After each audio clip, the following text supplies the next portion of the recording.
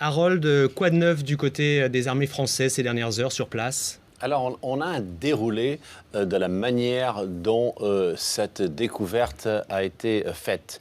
Donc, juste pour rappel, donc le vol est parti de Ouagadougou en direction d'Alger, donc a survolé cette zone-ci. Donc en plein dans le Mali du Nord. Maintenant, nous allons regarder de plus près. Voilà, la zone de Gossi, c'est là où a été repérée l'épave. Alors, elle a été repérée de la manière suivante.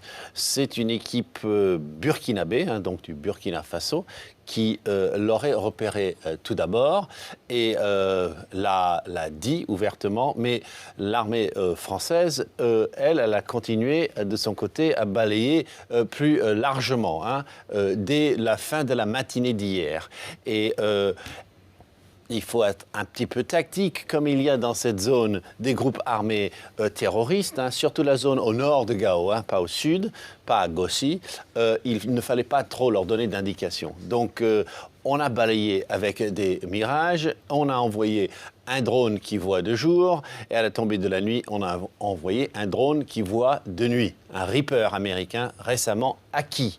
Et là, on a eu la confirmation visuelle par ce Reaper drone de l'armée française de cette épave. Et donc, à ce moment-là, une première équipe est arrivée par hélicoptère, et puis une deuxième équipe est arrivée par hélicoptère, et puis une troisième équipe est arrivée par voie terrestre. Donc on est à bien plus d'une centaine de militaires français autour de la zone.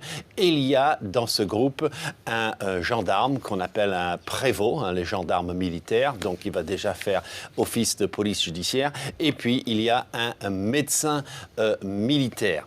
Donc je rappelle que cette zone ici où il y a Gossi n'est pas une zone d'activité terroriste, donc il n'y a pas à craindre qu'il y ait un accrochage particulièrement dans cette zone où il y a actuellement et depuis le milieu de la nuit une présence de soldats français.